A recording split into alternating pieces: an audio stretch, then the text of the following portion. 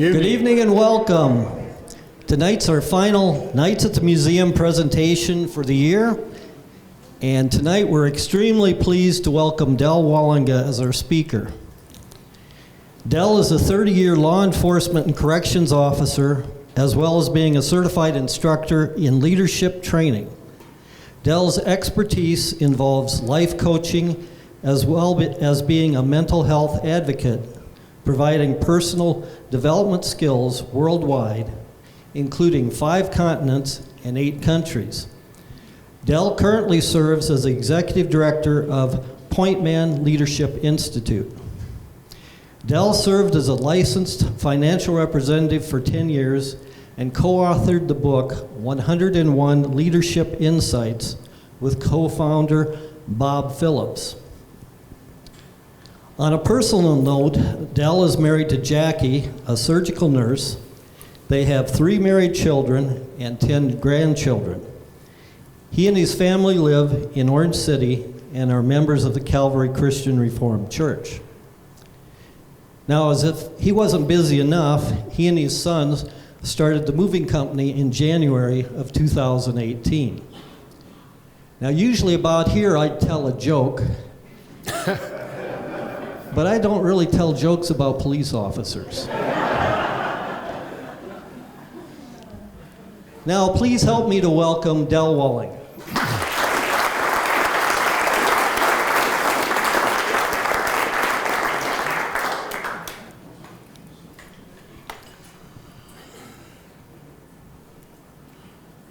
I'll tell you a joke. Actually, in the entire time that I've known Arlo, I've said to him year after year, I said, Arlo, look, I'd love to do this presentation. And it was about 4 or 5 years ago, he said, yeah, I just don't think you're ready. I thought, okay. And so every year I asked him, and this year I said, Arlo, look, I'm so excited about this program, I'll come for nothing. He said, now you're ready.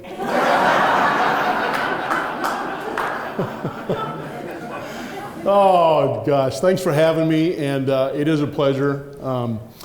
What we're going to do tonight is I am going to take this idea of law enforcement, this institution of law enforcement, and I'm going to start with a big view, and then we're going to bring it into Sioux County, the 2 places. Well, I started in Sheldon Police Department, but I worked for Sioux County and then Orange City Police Department. So I want to tie some of that stuff in, and I hope it's new to a lot of you. We've got some great representation here tonight on some of the guys I've leaned on. Dan DeVries, former chief, is here, and I talked with Don Skur and Fred Dykstra trying to make sure my notes were together, and I got a hold of Jamie, the sheriff, and said, hey, am I doing anything that you've never heard of before, or should I say this, or shouldn't I say this?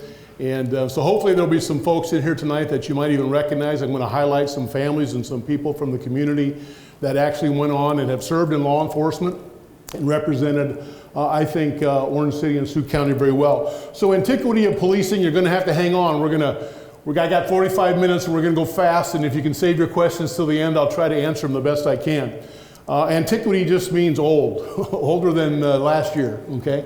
And you know, starting when I did back in 1980, I'm already feeling like I'm old. All right, just a couple quotes that I enjoy. John Gardner and actually an Israel police officer told me this one this past year, but history never looks like history when you're living through it. It always looks confusing and messy, and it always feels uncomfortable. And I think that's true with any history that we review. A nation unfamiliar with its past will see a poor present and an uncertain future. And I think both of those relate really well to the history in the field of law enforcement. Let me just talk to you a little bit about law enforcement today. In 2022, a Pew Research Center did their little thing and found out that there's 18,000 local, state, and federal law police agencies and 700,000 officers. Now that number can vary a little bit from time to time depending on the size of the community. 22 cities have the largest numbers. New York has 34,000 officers, and then Hawaii is on the tail end with 1,800. 13,300 agencies employ under 100 people. 10,360 agencies serve a population base of 2,500 and actually makes up 73% of the U.S. police services. That's pretty significant, because when I travel around the world and I talk to friends and colleagues on the East Coast and the West Coast, work for big departments, LAPD and Philadelphia Police Department, they constantly use these numbers and talk about where the backbone of policing is in America. And that makes me feel really good that I've dedicated my life here to Northwest Iowa and to the smaller communities. 2.2 officers per each 1,000 of population. That pretty much stays kind of consistent throughout the nation. 8.25 million crimes per year, 10 million arrests. 95% never have to fire their weapon. That's a good thing. And we hear a lot of, more about that today, but it's the statistic that really hasn't changed. We're just hearing more about it, and it becomes a bigger issue. Recent survey of nearly 3,000 U.S. law enforcement officers conducted by Police One Police Journal and website, 83% of those who responded received minimal training on how wellness affects on-the-job decision making. And that's what I've been involved in the last 24 years, is the health and wellness of the officer. You know, what are they doing to increase their level of character? What are they doing to increase their mental capacity to serve well and to serve long? And I know our own county right here has taken steps to address mental health wellness within the community and the people that we have to deal with. But the idea of having that health and wellness, mental health and well-being for the officer has been a wonderful experience, a good challenge for me around the world. 45% discourage those aspiring to be law enforcement from pinning on the badge. These are family members and friends that say, why do you want to do that? This is not a time and a season to get involved in law enforcement. And I remember that way back in 1980 when I first told my dad that I wanted to be a cop. He didn't talk to me for quite a while. In fact, he never even came to my graduation from the police academy. And over the years, we kind of smoothed that out, and I worked in the same town that I grew up in, and before long, I knew if I patrolled by at a certain hour at night, I'd see a flashlight in his window, and I could stop in for a cup of coffee. Mom just cried. I think she cried for 2 weeks, and she thought that something bad was going to happen. The only way that I could convince her was I assured her that I would do my best not to die. And she said, oh, okay, that sounds good. I guess when you're a police officer in Sheldon, people thought you were going to die. I don't know. I have no idea. 16% of those that had been surveyed contemplated suicide or were indifferent on the value of their life. And the most common age on this is 35 to 45 years old. Police officers begin to think that they don't matter. And it's just a continuing cycle of good guys in, bad guys out, bad guys in, and all that. And it sort of weighs on you after a while. And we can't stress enough to law enforcement officers how important it is to take that time away. We talk about balance in life and make sure that they're finding balance in that time away on their personal selves. Overall, American cops are tired. And the report contained an interesting quote, and I took it here, I copied it in. He who has a why to live can bear almost any how. And I think that one of our commitments from Point Man Leadership Institute is to make sure that policemen understand why they're serving. And if we can encourage them as to why they're serving, regardless if they're in a small agency or a large agency, they can bear the how. And that's a very important concept to get a hold of. Police reform, I can tell you this, that the role of policing has always been reforming. You hear today about reform, it's a good thing. Police need to continue to reform. Everything that we have that's exciting about our communities continues to be reforming and improving, okay? Now, we're not talking about defunding, okay? Don't get the two confused. We're talking about reforming, okay? Continuity is a significant reform issue. In 2023, 37 states here in the U.S. still defer basic training, okay? Nationwide, there's no agreement on what that basic training should look like. State academy training varies from state to state from 3 to 24 months. College education qualifies you for a shortened certification course. We understand that. People put the time in at a 4-year college, and there's some education that takes place there that does qualify them. But again, the police academy is not like going to a 4-year college. You can get a lot of head knowledge, but where the rubber meets the road is in the police academy. There's no federally mandated training minimums. Iowa is 620 hours. It's deferred for up to 1 year. And that's been like that since I started in 1980. I was hired one day, and I rode 2 days with the chief of police. And then they gave me all this, and they said, okay, now you can go out and patrol till we get you to the academy. And I thought, well, that's interesting. But I did it, and it's been a good career. There's still 12 required continuing education hours per year, and reserve and part-time positions vary. And that's nationwide. So if we talk about reform, let's keep it positive and talk about how we can help mandate some of the states nationwide to make sure that police reform really is about police reform, and it's not about defunding police and doing away with police. That's nonsense, and it's silly. Consider the police motto, to protect and to serve. This was actually this is a slogan that the Los Angeles Police Department came up with in 1955. And they had a contest, and police officers could put in what they thought their motto should be. One of the officers said, to protect and to serve, preserve that which is threatened for the protection of another. Okay? An established visible presence against any threat of wrongdoing that needs to be restricted by the function of a civil authority in order to advance the well-being of any culture. Now, why am I highlighting this? Because I'm going to show you tonight, I'm going to take you back to Scripture and show you that the primary source of history and all history is still the Bible. And I'm going to take you to Genesis and show you how law enforcement started. This is other evidence besides the Bible. These are actual historians that wrote at the time that the Bible was being, the gospel was being spread. And so Josephus down there, the second one from the bottom, is probably the best known Jewish historian for law enforcement. He talks about crime and punishment, he talks about warfare, he talks about policing. And so it's very common to think about Josephus when we're talking to law enforcement around the world. Here it is. God established 3 influential institutions. This is all from Genesis. Church or worship. It was worship then, before God. It's really the first forerunner of the church. The family, unique biological unity and heritage, and work, fulfilling tasks and responsibility. This is all before the fall.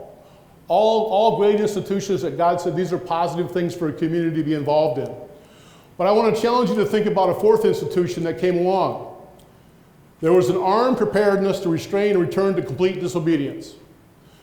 And what did God do? God placed the cherubim at the gate with a flaming sword and said, can't go back. Now, that wasn't for God's benefit, okay? That was a sign to say, from here on out, all of history, this is how it's going to be. There has to be restraint from going back and doing and being as awful as people could normally be. And that's a humbling thing to consider, that in God's creation, that in His order of good governance, law and order, correction, it's always been His design for cultures and societies. So the very first presence of that visible authority in the world was those cherubim with those flaming swords. And I challenge police officers around the world. I say, when you hear that, and we talk about it, and we do much more detailed than this, but I challenge them and I say, when you put that uniform on, do you ever think about the lostness of mankind? Do you ever think what you represent? And I challenge you tonight, when you see a police officer, do you ever think about the lostness of mankind and the situation that the world is in? And the sin that carries so much hatred and violence and trouble around the world. And so I hope the next time you can see a police officer, if you can think of that, you can at least have a prayer for them as well. All right, the Egyptian empire was divided into 42 jurisdictions. Okay, the Pharaoh appointed an official responsible for the justice. Okay, so we're already starting to see how this community is coming together, and the Pharaoh called it the chief of the hitters. Okay, that doesn't sound very good. Okay, I wouldn't want to be chief of the hitters. Well, here comes chief of the hitters. Okay, especially today's day and age, right? But the Egyptian empire was very influential in trying to get this idea of civilian policing out of the military. Everything has been military, military, military, conquest of country after country. The ancient Greece, policing duties were assigned to magistrates. Sparta specifically trains military officers from age 10. Okay, that was for the military. Then they took a different group of folks and said, we need to have you for civilian policing. Athens depends on the military to enforce criminal justice, but they use slaves from the Greco-Persian War with maintaining order in public places. That was sort of their penance. Okay? So I tell officers, we've come a long way since serving penance out on the streets. It's a responsibility now. We're not the slaves of long ago, and so we have greater responsibilities, and we're not put in the harm's way because we're expendable. They thought slaves were expendable, so if something went wrong and something went haywire, no big deal. If they were successful, well, they got an attaboy. That was about it. In 7 BC, the Roman Emperor Caesar Augustus divides the city of Rome's 1 million people into 14 regions. Okay? He called them wards, overseen by precincts headed by magistrates who were then responsible for watchmen. Okay? And that's how we get the connection to nightly watchmen. Okay? And these watchmen consisted of 7 cohorts, which were 1,000-man squads. Remember, this is 1 million people. Responsible for fire protection, and then there were 3 cohorts for police protection. So as you're going to see this history come about, the fire protection was the dominant watchman in the community because everything had, at nighttime, if there were fires to keep people warm, and you'll see even with our communities growing here in Northwest Iowa in the late 1800s and 1900s, everything was done by wood stoves in the night. And so the watchman was making sure that he was watching for fires, and then the other was for police protection if something really went bad. So it was all under the command of a prefect. So you can see how people are trying to wrestle with and come to grips with how do we police civilly as opposed to just militarily. All the titles and references in each book of the Bible, warriors, pharaohs, officials, commanders, captain of the guard, the Roman soldier is the most identifiable. He served under the kings during the Roman Republic, and then served under emperors during the Roman Empire, and centurions had rank and position and served both military and civil police functions. This is the largest time in history where they said, look, military conquest is one thing, but then we have to police these people that we've either taken in or we're now having authority over. And so they realized even then that centurions had to have 2 roles. They had to fulfill the military role of conquest, and then they had to police all these people that they were bringing in. Tiberius Caesar Augustus ruled from 41 to 54, and during his reign, the Roman Empire started its successful conquest of Britain. Okay? Now keep that in mind because historically, what we recognize as modern-day law enforcement, we kind of attribute to coming out of Great Britain. And we're going to get to some of that, but I just want you to know that he did have that conquest of Britain until 442 AD. All right, fast forward, okay? There's a conflict going on, and the emperor can't handle these other conflicts in other countries, and so they're really spread thin, and British takes back their country, okay? King Alfred the Great, okay, we're kind of fast forwarding here. He was king of the Anglo-Saxons, and he initiates a system of mutual pledge. Tons, as he called them, which we get our word town. Each ton had a grouping of 10 families, townships. A tithing man was the chief elder. 10 tithings formed a shire or a county. Kings appointed reeves, which now we get the word sheriff, over each county. The shire reeve could call for the power of the county or posse comitatus. And that's how in the United States, the office of the sheriff is the oldest standing law enforcement agency really in the world because it came with the coming from England, and the idea and the role of the shire reeve or the sheriff came with him. All right, so all that being said, way back in 1581, as well-meaning as the English are, and as much as we appreciate them for their contribute to law enforcement, we're going to see way back in 1581, the Dutch Republic actually started a simple police organization, and it was in existence till 1810. Now, it's interesting because if you look at their patch today, the diamond is the book of the law. I think I've got a button on here to do some of this, but I don't know. Maybe here? Yeah, right here. This diamond, that's the book of the law. The interesting thing is this little explosion here, in here, that's a grenade. That was the weapon of the day. And if you ran into a police organization from 1581 to just about 1810 and somebody lobbed a hand grenade at you, that was their form of, hey, stop that, don't be doing that anymore, type of thing. So I think it pretty much ended it. I'm not sure, but so anyway, here's the police was a city or state. The policia was a citizenship or civil. Scout, Dutch for sheriff, and the Veldwachter was the field watchman.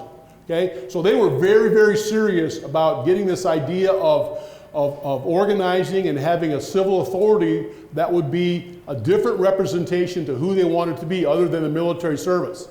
There had been so many conquests and so many military defeats and victories that way back in 1581, the Dutch Republic said, we have to have a simple police organization.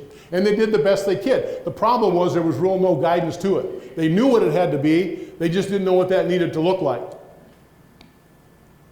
So, again, fast forward the 1600s. The role of sheriff, constable, marshal, that all comes over here to the States. The colonies adopt a system of watchmen, obligating all males aged 16 to 60 to possess arms. In 1664, the British renamed New Amsterdam, New York. So again, here come the Dutch into the community.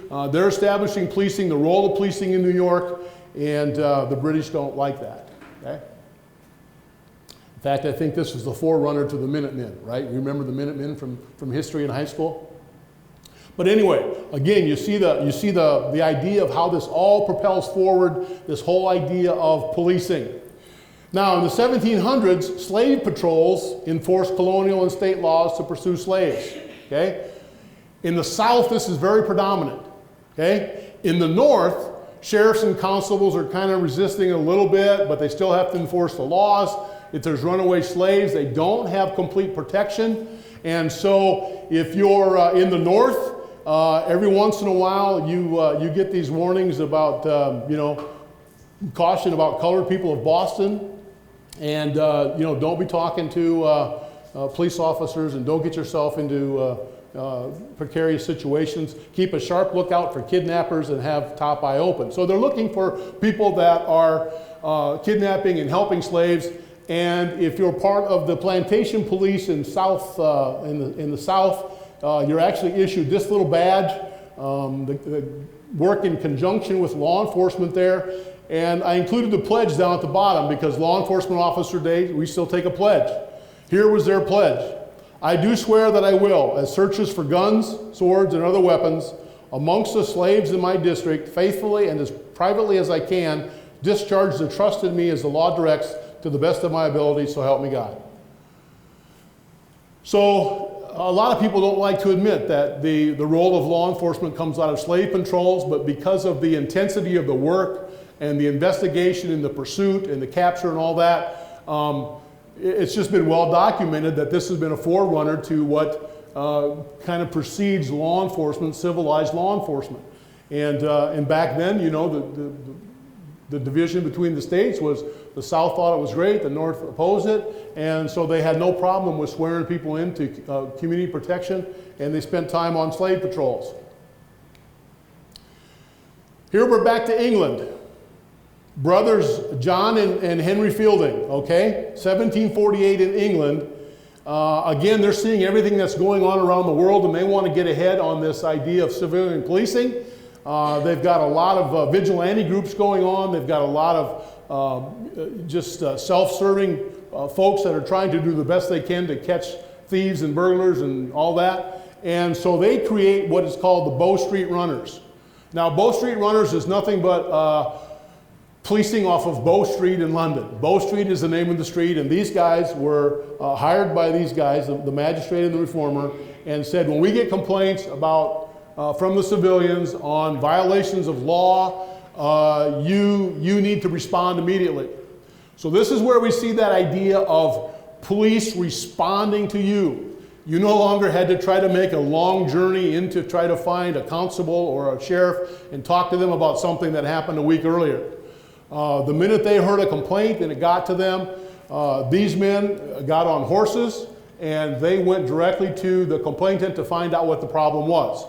And there still may have been a couple days in disparity there in trying to get to them, but before the Bow Street runners, sometimes it took a month or two for people to even get their complaint heard by a magistrate. So these two brothers felt like, hey, you know what, we have to do something better to respond to the public. And again, you can see this concept where they're starting to think more and more and more about how do we live in a civilized society and how do we best serve rather than forcing people to come to us all the time, which is a hassle and a burden. We respond to them.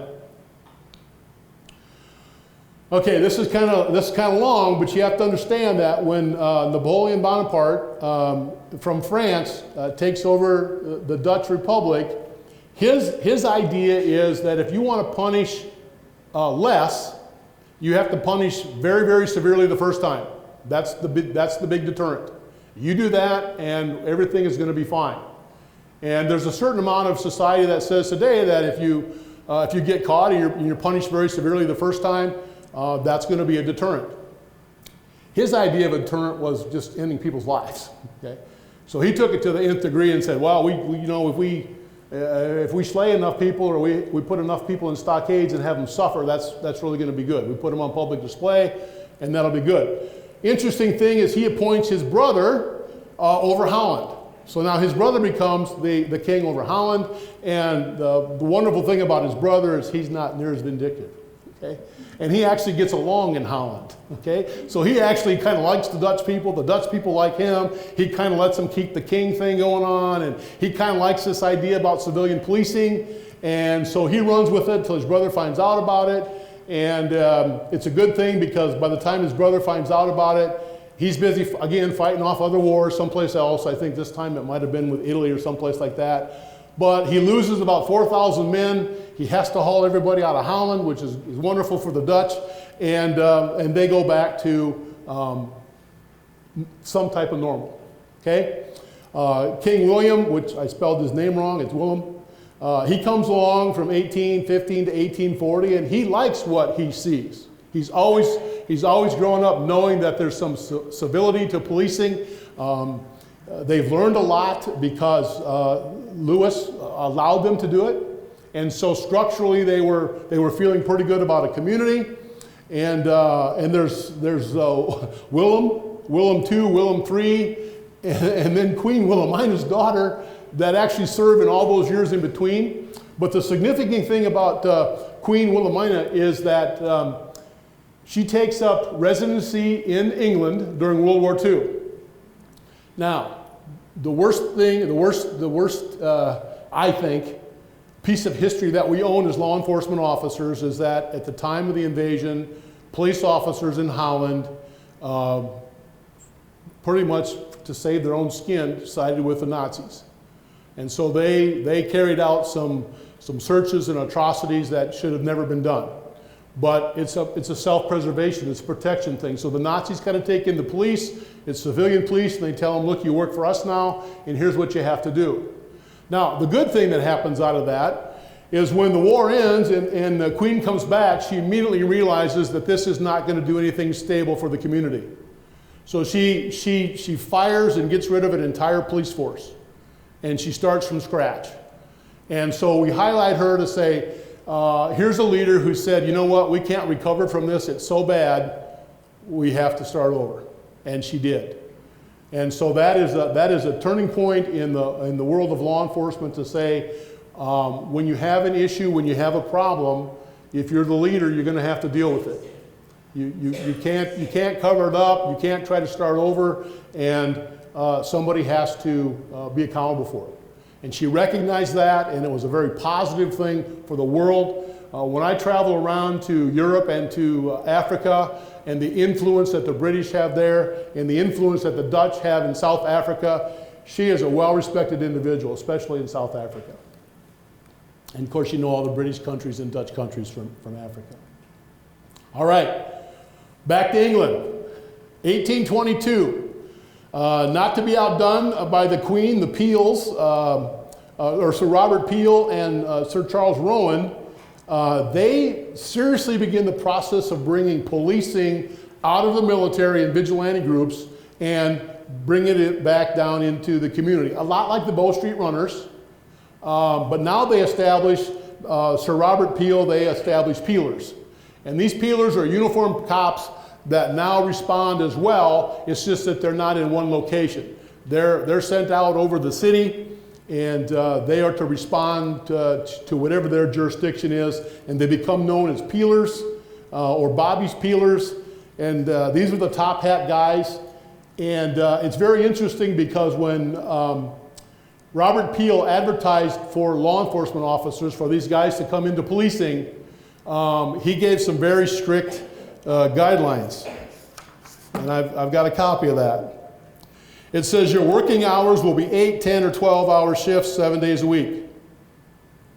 Every encouragement will be given to officers to grow beards, as shaving is regarded as unhealthy.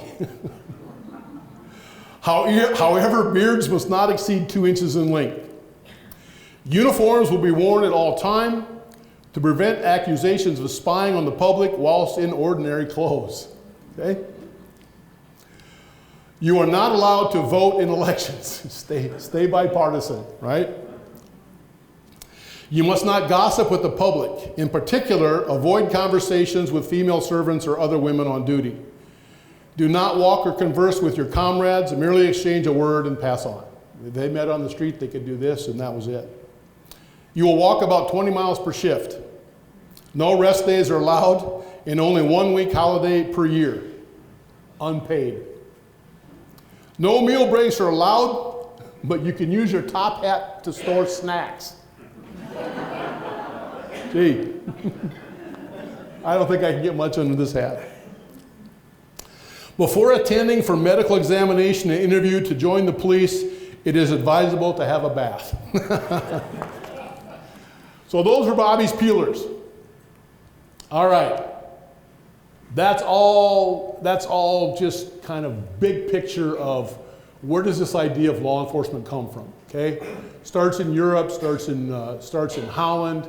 There's a lot of countries there, again, that are looking at that. So when everybody comes over to the 13 colonies that are starting to establish, this idea of policing is really starting to be part of American culture.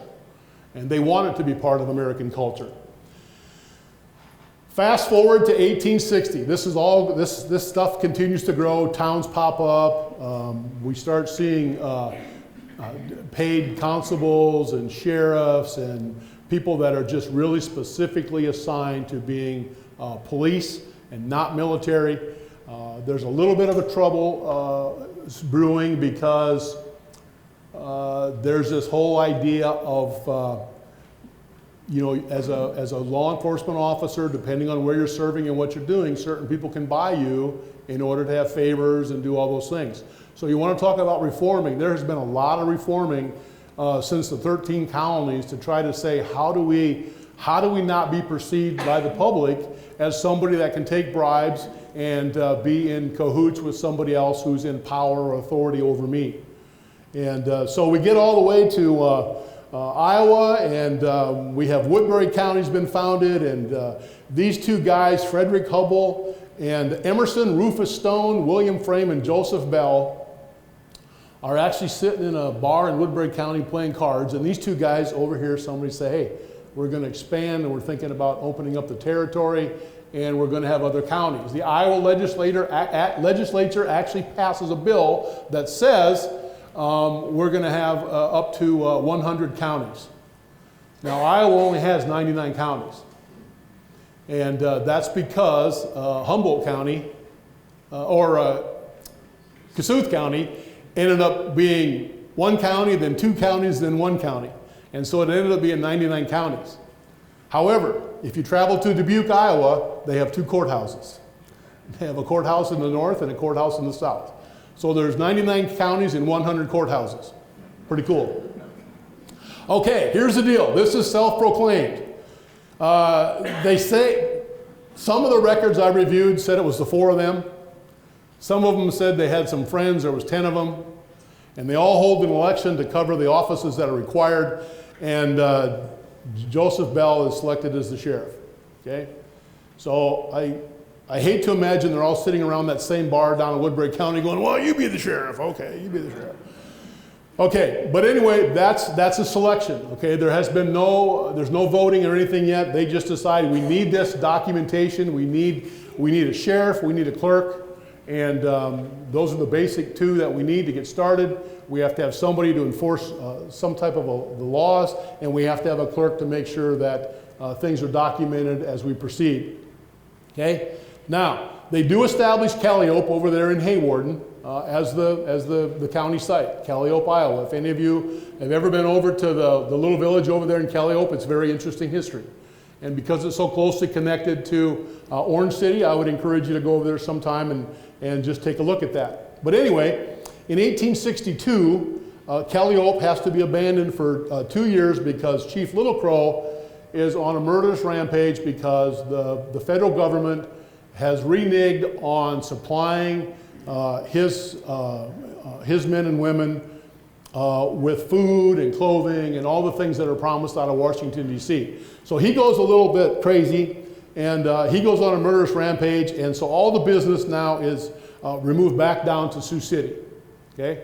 So everything that we're doing in Sioux County for those 2 years, the idea of a sheriff and a clerk and a treasurer and all that is happening down there. Interesting. In 1864, when they returned, the county office building, which consisted of one little courthouse, one-room courthouse, is still there. It hasn't been ravaged by Indians. It hasn't burnt in a prairie fire. And so they come back and they just think, hey, this is fantastic. We're going to start again, and we'll do that. So, Woodbury County Judge, and I have his name in here, but I didn't put it on there, and I can get it for you if you need it. Anyway, Woodbury County Judge actually appoints Charles Chaz B. Rustin as the organizing sheriff at that time. He said, Bell, you're going to have to just, let somebody else get the organization going here. And so his little self-selection or whatever that was, he steps aside, and Charles B. Rustin is the organizing sheriff. And this is a restructuring of that first courthouse built in Calliope in 1860. It's still over there. It was rebuilt according to specs, history specs. It was actually built with timber up in Minnesota, and then they tore the whole thing down and labeled every wood, board, and thing, just numbered it, and they shipped it down here to Calliope and they put it back together. So I found that kind of interesting. Everybody always wants to know what happened to that safe that was seized from Calliope in 1872. You remember when all the Fine Dutchmen went over there and took the county safe and brought it back over here? And there's quite a story there. But the interesting thing is, Henry Hospers and by then the sheriff, they all went over. They went over in large number, but they went over the day before and tried to negotiate and try to talk to people and say, look, it makes more sense. We're growing more rapidly. We're the center of what's going to be this county. And it would make more sense if we have the county seat located more centrally.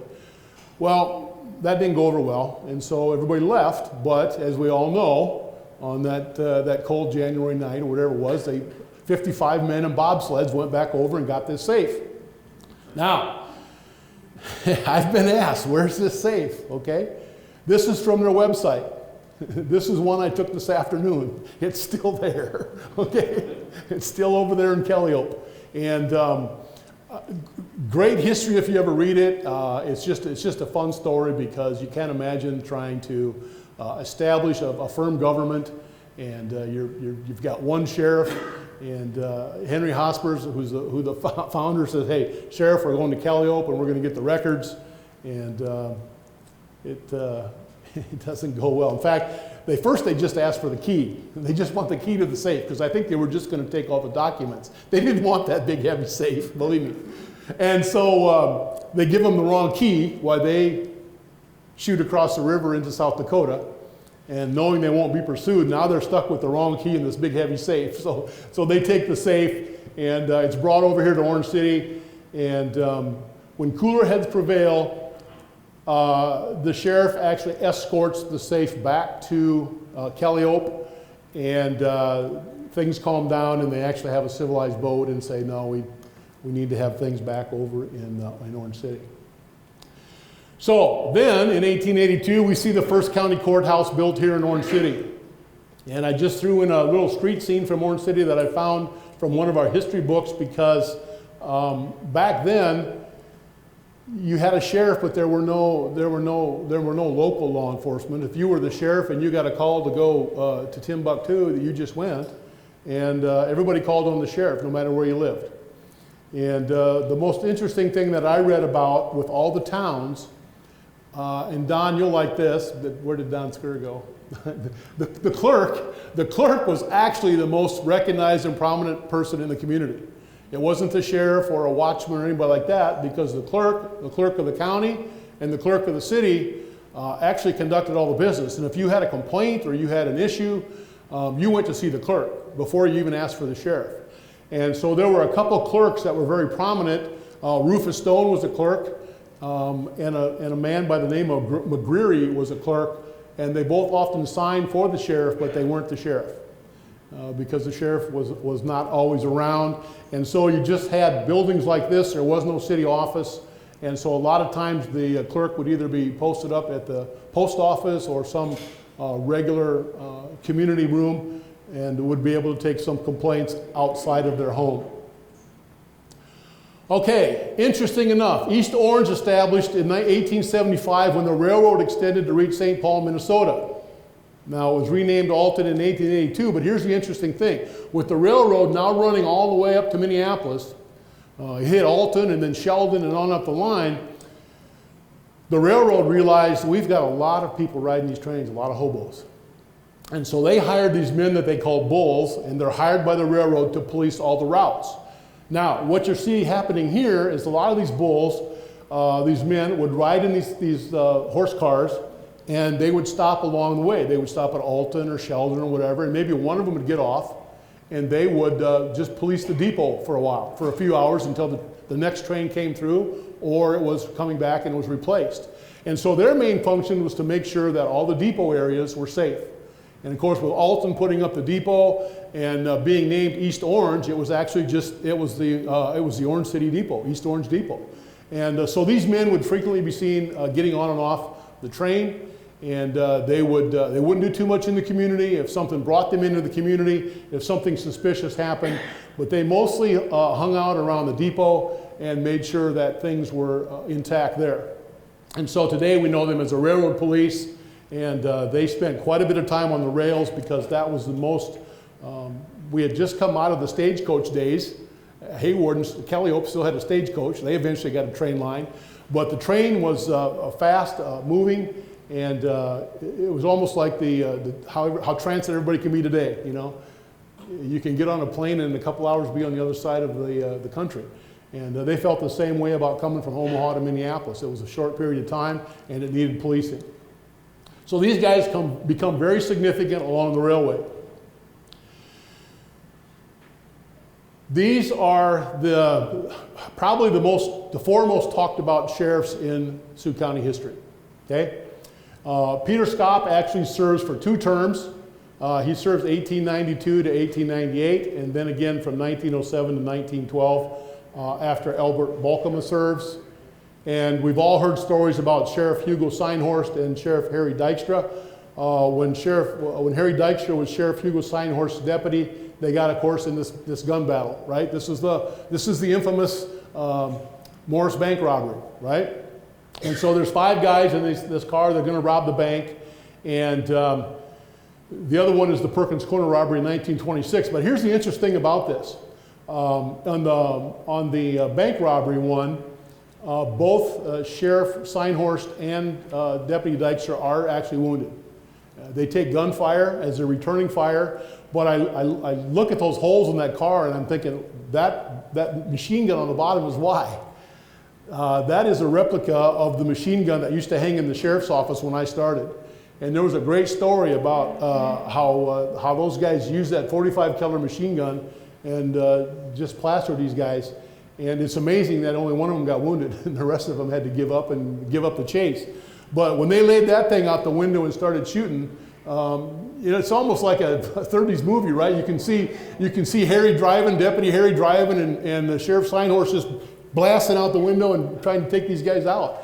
And this is the kind of exciting stories and things that, when you come into law enforcement, you grow up and you think, wow, that stuff really happened right here, And so they go down in history probably within the law enforcement community of at least Sioux County. I know when I started at the Sheldon PD up in 1980, before I came to the sheriff's office, that was the story up there, and how many years had that been since that had happened? And they talk to you like you're going to go down and meet them. I don't know. When I was in high school, we didn't come down here to get scared. They sent Bob Rolfus down from Sibley, and Bob Rolfus came down, and they didn't even use their own police department and our own sheriff to come into the high school and scare us. They brought Bob Rolfus down, and we all sat there petrified, like, uh-oh. So great stories. We've all seen these pictures of the current courthouse under construction in 1902 to 1904. Wonderful historic building. This is not actually the first Sioux County jail. This building does actually sit over in Kellyope today. But the interesting thing is all these little towns had these little county jails. There wasn't just one county jail. And this little county jail actually comes from, what's the town south of Hayward? Chatsworth, thank you. Gosh, my mind. But anyway, so this little jail actually comes up from Chatsworth.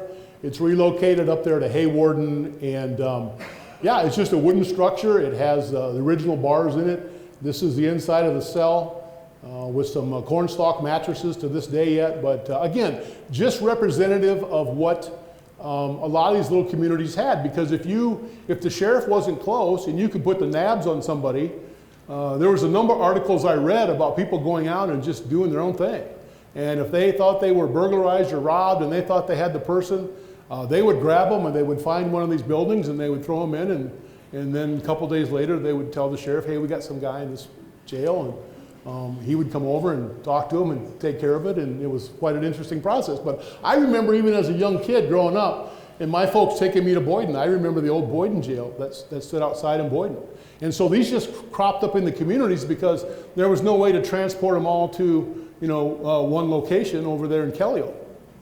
And so it's kind of a self-serve thing where if you need the jail, you use it. If you don't worry about it. But if you can put the nabs on somebody and throw them in, let's do that. All right, this is the sheriff's office and jail that was built in 1907, and the one that I started in. And of course, we know there was a new public safety center in 2003. But I wanted just to show you that this is the original sheriff's quarters. This was all added on in 1978. This is actually an enclosed porch. The porch was there. They just redid that. And then in the back, right here, from here on this way, this was all new. These were new jail cells, and there was a garage. And this half here was the sheriff's quarters. This over here is some jail cells. These are upstairs bedrooms, and this is where the sheriff lived until 1977, 1978, when Sheriff Jim Sweesaw took over, and he said, I don't want to live in the jail anymore. I'll live in a house. And so everything started happening to get it converted. There's a rare photo of Sheriff Jim Sweesaw wearing a uniform, and I actually was able to snap that one day, and I said, Sheriff, I never see you in uniform. And he felt like wearing it that day, and I thought he looked good, and I thought, well, I'm going to take a picture. So, during that time, we have always had county attorneys. We've always had county attorneys, but Mark Scowden is the first full-time county attorney. And I was fortunate to serve with Mark, and he becomes the first full-time county attorney in 1999, and then served out those 4 years. So very significant. History is not moving as fast as we would like to think it would be. He followed great attorneys, John Topasky, Harold Hubertsy, Henry Topasky, great attorneys, had some wonderful cases that they had worked themselves, but Mark actually becomes the first full-time. Here is the first growth of the Sioux County Sheriff's Office, and this was our chief deputy at the time, Doug Saunders, and Clark Riekers. Clark Riekers went on to be at the Lakes. and Larry Baker from Hull, Maynard Boss from Rock Valley, and Dave Lorenzen. He was over in Hayward, and there's me. I told somebody tonight, I said, when I left to come to the sheriff's office, this is my original gun belt and weapon and all that. And I just remember when I was getting ready to leave, I remember sticking an extra hole in this belt with a drill. So I was moving up fast. And I said tonight when I squeezed this thing on, I said, I'm sure glad I had that extra hole in there way back when. The comm center is established in 1978 inside the old sheriff's office, the old sheriff's home. And up until this time, the only radio communication was probably out of Rock Rapids. At the time, was a control center, and we think probably the Sheldon Police Department had an old 3710 radio that you could talk to. But when this happened in 1977 or 78, Verl Marino was the civil defense director. Pete Timmer was the county supervisor. Fred Dykstra, he was the Orange City chief, and Larry Hoekstra, who served with the sheriff's office for a long time, was serving back then, and they were on the board to develop and get the first communications center going. This is what the communications center looked like when I started. It probably was updated in a couple years from the time that before I started, but again, just a one-person communications center. And if you get out to see the wonderful facility today and look at that communications center, you'll see just how busy and hardworking that staff is to take all the calls in that we receive. Okay, the new jail addition, you can see that even with the new jail, they were two-person cells, a toilet and a shower. They did have clear windows to look out of. Isn't that interesting? We got more complaints out of the clear windows because people would cut through the sheriff's office in the library and they would say somebody was, staring at us. I can believe that, actually. This is the new facility. Planning started in '99, completion in 2003. This was a photo that we took the day before we even moved in. This is probably the freshest photo from before anybody takes a step into the new facility. The new jail pre-construction cells, we thought this was pretty interesting at the time. They came as prefab, and they just stacked them like dominoes or Tinker Toys or whatever. And they were prefabbed and didn't have to construct them on site. And it was quite a new technology at the time. They just brought them with a crane, stacked them on top of each other, and that became the cells. Here's the Sheriff Jim Sweesaw, served from 77 to 2004. Sheriff Dan Altman from 2005 to 23, and our current Sheriff Jamie Van Borst. Thanks for coming, Jamie. I told Jamie to come, and he could sit in the back and go, ha, if I said anything that wasn't good. So far, I haven't heard anything. The Law Enforcement Academy in Camp Dodge. This is interesting because law enforcement training is not that old. When I came on in 1980, we were still trying to catch up and make sure that everybody was certified and qualified in the same kind of training. Mostly the training that you needed to get into law enforcement was if you came out of the military, that was a good prerequisite for coming into law enforcement. They really didn't know what you knew about law enforcement, but they knew you were accustomed to the discipline and what it took to maybe be in law enforcement. So it starts in 1967, but things go slowly, okay? And this is the first graduating class in 1968, and I was hoping that I could recognize somebody in there and say, here's somebody we know from 1968. I still may get that done someday if I show this picture to enough people. But the interesting thing is, when I went through in 1981, which is all those years later, this is the 11th State Basic Academy class. And in trying to catch everybody up and get everybody certified, they moved the state academy around to, I think, 6 different locations in the state. And so you could work your weekend shifts, your Friday, Saturday, and Sunday afternoon till maybe about midnight. And then you could go home, and then you went to the academy Monday through Friday. And then Friday afternoon, you got out early because you could come back home and work your shift on Friday night. So here's the motley crew that went through when I did. And that was in 1981, and they're really emphasizing the training and catching people up to be qualified to be police officers.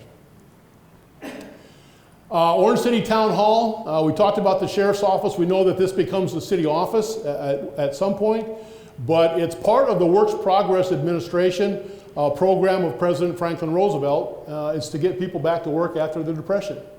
And so they built this wonderful facility. Pardon?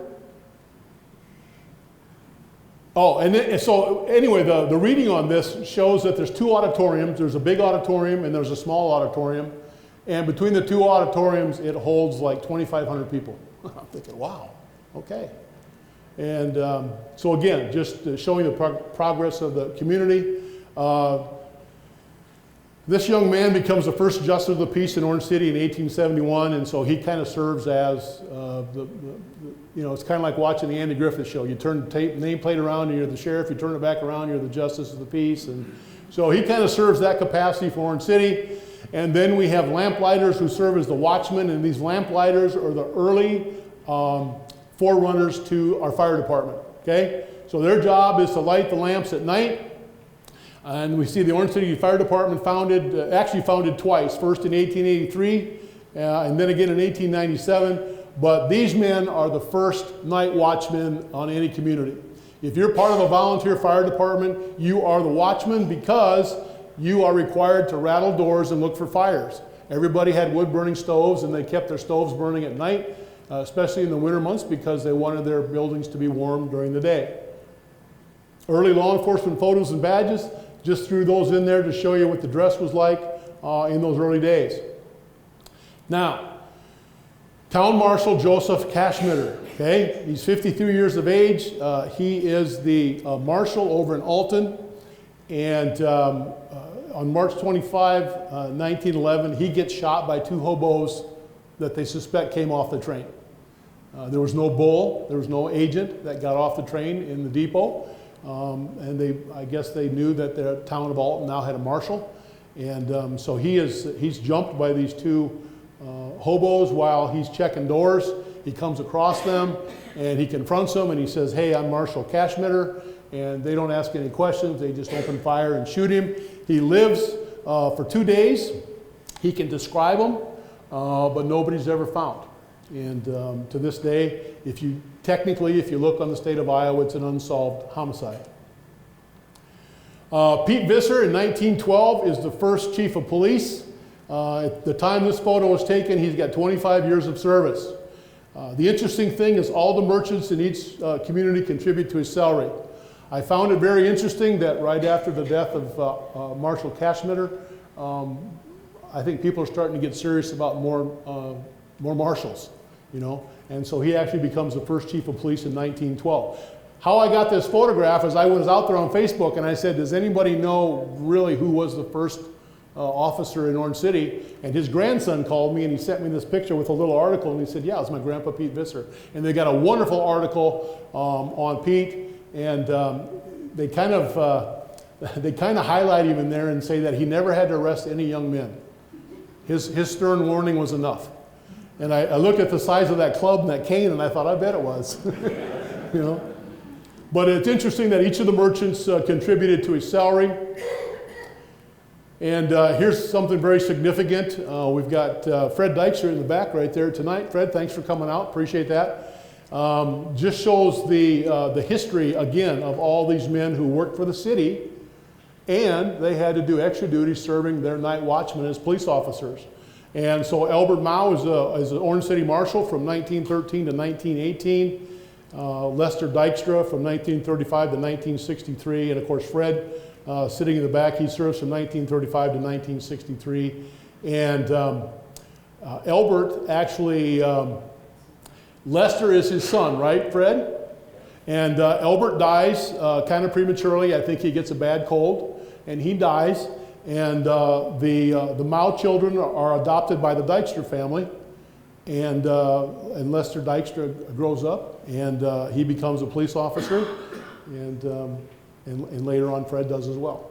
And I just think the history of the men that served to get us to where we're at today is very significant.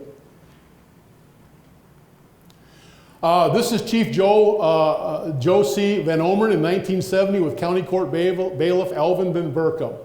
And this is Chief, and this is Alvin, and I never got to know Chief, but when I started, Alvin was still the court bailiff at the courthouse. And just a great guy, and I just want to include his photo in there. But this is the only picture that the Van Omeren family had, actually, of their dad. And I just thought it was significant that they captured that in front of City Hall with the old police car, and Al Van Berkom was there. And it was fun getting to know Al when I moved down to Orange City and going to the sheriff's office, because Doug, where did you go? There's Doug. That's Doug's dad. And Doug taught me math up in Sheldon High School. And I'm sure he thought, man, that kid ain't ever going to make it anywhere. But they took me down here in Orange City, and I think he's still smiling about that to this day. But yeah. I think that's Tony Iverson. That's Tony. Oh, is that Tony? Yeah. Oh, okay. Tony and Al.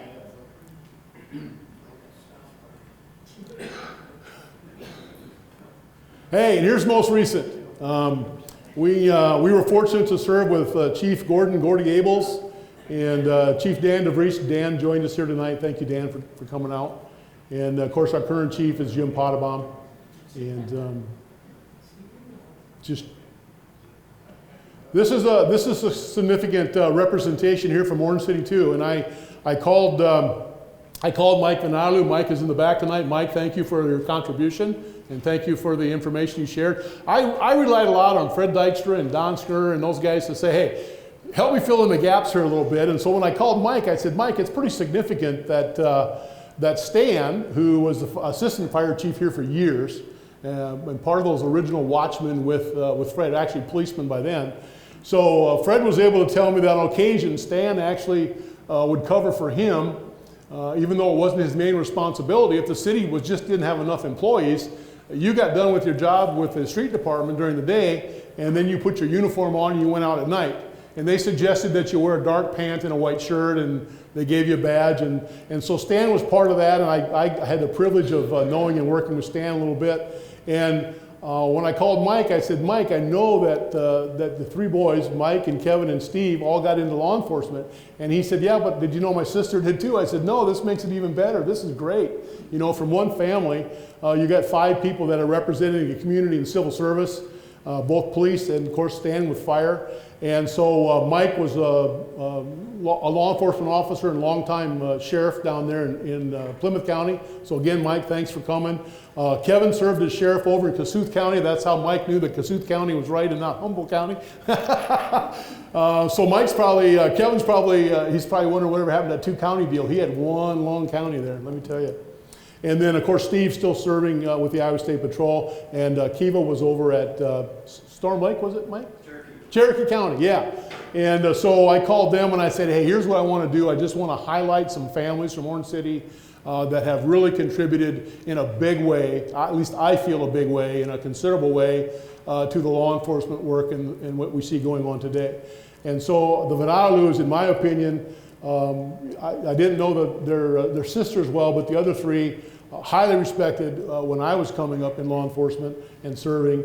And just wanted to show what one community can do if somebody has a civil service desire and wants to make a difference. These are some folks from Orange City that also served.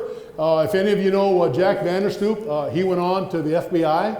And Jack, I remember when I was just in the sheriff's office and I was serving on the state committee down at Des Moines. Then Jack Vanderstoop came down and he actually met with Bruce Mao, who I'm going to show you in a minute. And I think that was sort of, that relationship kind of built and Jack got started in the FBI. Bruce Vermont, who's living back here in town now, he went out and joined the LAPD and had a successful career out there.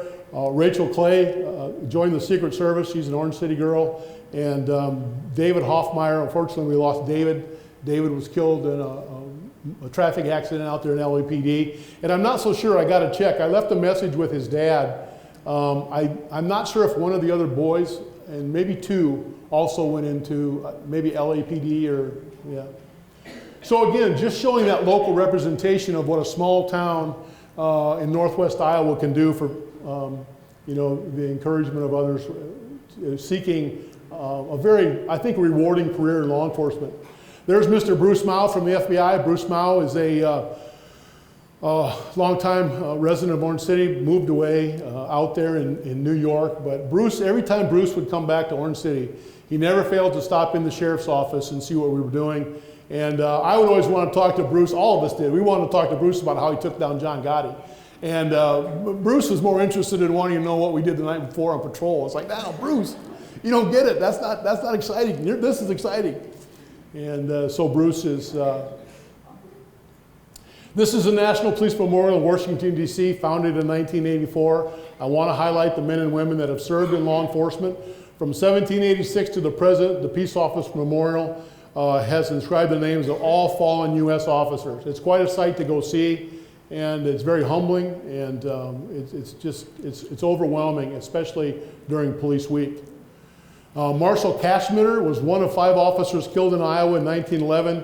38 of 137 nationwide. He's number 2,757 on the wall.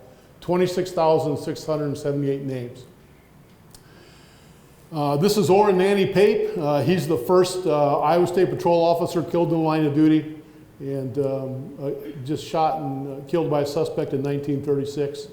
And I just want to recognize some of those folks that have served. You know, nobody knows Mr. Cashmitter from 1911, but I can about imagine what it was like to try to serve back then. And Nanny Pape, the interesting thing about Nanny is he is one of the first 50 original Iowa State Patrol officers.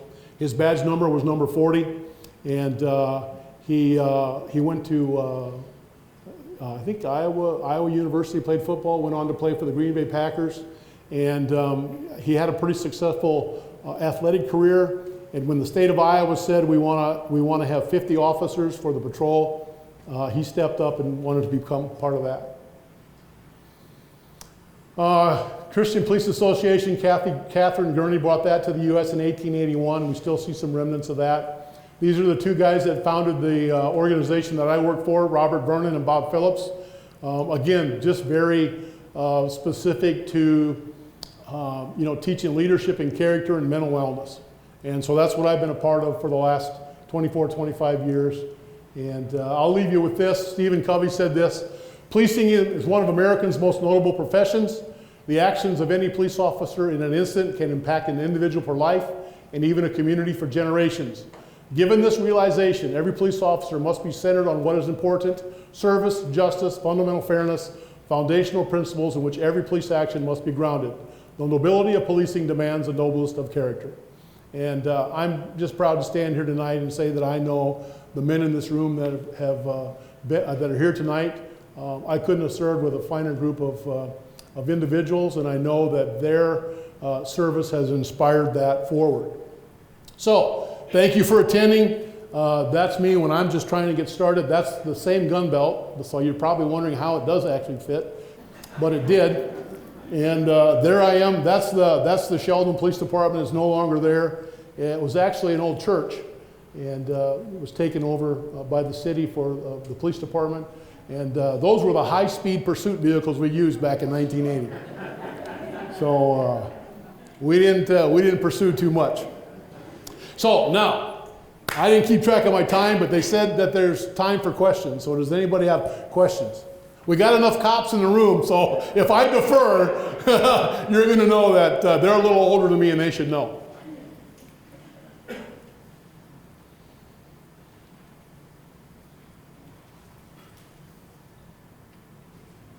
Yeah. Not a question, but a comment on the first police group coming out of Holland in 1581. Yeah.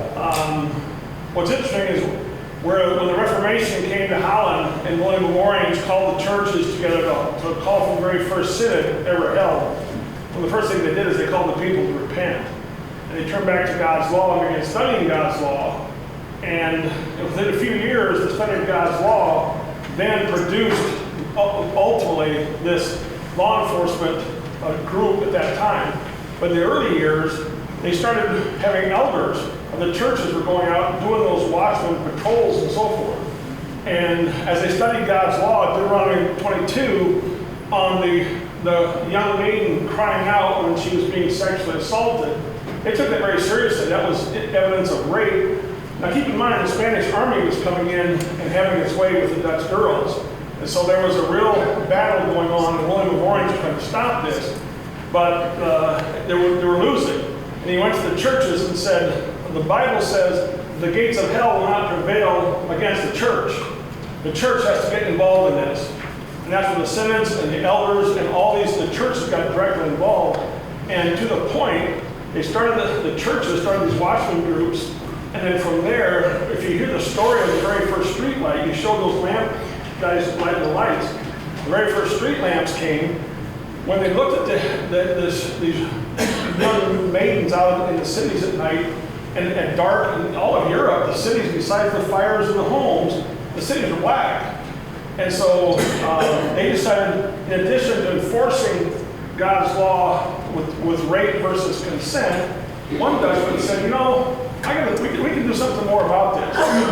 And he went out and with his brass, he molded the very first street lamp that could handle the winds from the sea and so forth without going out. And the city went out and bought all the oil, and from there, they got every property owner every so often to take one of these new lamps, fill it with oil, hang it up, and Amsterdam and the cities of Holland became the very first lighted cities in all of the world.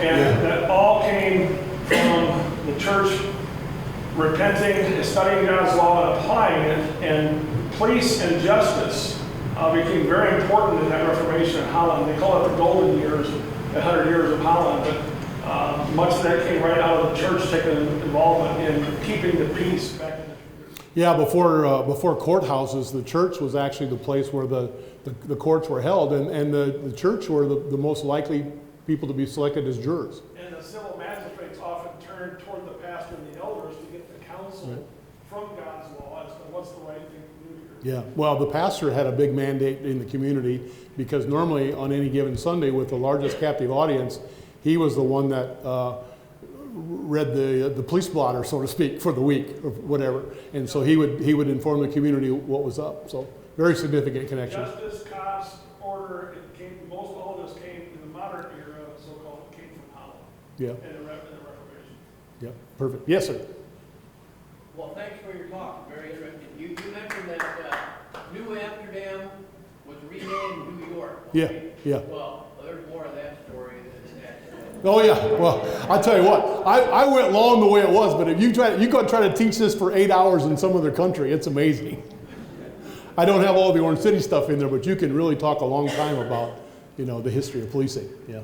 What they should know is the first Dutch governor statue on Long Island, and the city's talking about taking it down.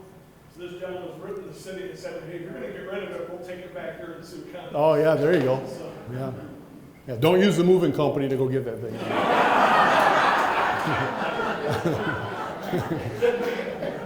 Find somebody else. Yes. What's the rationale that a sheriff's position is appointed in rather than appointed by the board? Well, it's just the history of the long, rich history of being selected. They used to just select them once a year. A sheriff could be a new sheriff every year, then they went to 2 years, then they went to 4 years. And it comes out of the old English system again, where the king ruled with the shire reeve. The shire reeve was the right-hand man to the king, and it ended up being that people began selecting the sheriff from their shire, and it just stuck. And so when it came over here, they realized that the shire reeve was going to be elected by the people. But it also led to the biggest concern for corruption. So back in, I don't know if it was Franklin Roosevelt, whoever it was, he convened a commission to say, look, we got to address corruption because the gambling, the alcohol, everything's out of control, and police officers are corrupt. And we have to get them out of the connection with city political leaders and say, enough's enough. There's no political ties. Well, that went really well with the police, but the sheriff said, no, we're in office, we're not a department, we're elected. And the sheriffs went out and said, look, we have enough amongst us with enough respect for the office that we will make sure that there is no corruption. But you're not going to take the election away from us as sheriffs, just like you appoint chiefs of police by the city council. So it remained at large, and the public choose, and it just seemed to be, it just historically stuck. But they did try to get away from it, but the sheriff's associations were big enough at the time. They said, no, we're elected. We're not going to do that. So, yeah. One more, this is a little history buff for mine.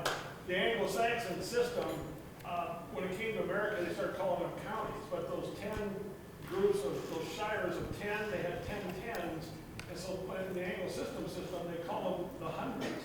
Yep. And then the county, it later became a county and was moved over here, but it all ties back to that local people policing their own and having that shire reef that they all reported. Well, and that's why the county has townships. Nobody pays attention to townships anymore, but townships were the governing body within the county, and so each township had their representatives, and it went on and on. But yeah.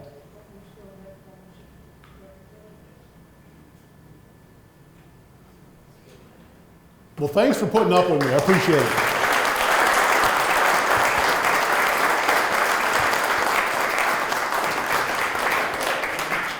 We want to thank Del again for his really interesting talk about law enforcement, and I'm still glad I didn't tell a joke about it. Hey, one thing they should do before they leave, though, this bulletproof vests for law enforcement actually came out in 1975. And military's had them for a long time. And I actually bought a used one because back then you couldn't afford, city didn't give you one. And I tried to find one from a guy. This was quite old, but it's got the old steel plate in it. But just grab a hold of this once and then try to think about wearing this for a 10-hour shift and see if it's something you want to sign up for. That's it. The rest of the stuff is just interesting to look at. Sorry. No, that's fine. Thanks a lot. And a couple of things I want to just mention quickly. As a reminder, this was our last Nights at the Museum presentation, but we will be having, what would we call it, Books at the Museum later on this winter. So we have Dr. Keith Feinart and Dr. Jim Scott will be discussing some books of local interest. So we want you to be aware of that and keep a lookout for when we have those available this winter. Another thing we'd like to do is just thank you for coming out and for your participation with our Nights at the Museum and also for your contributions to us. So we thank you very much. And let's give Del another round of applause.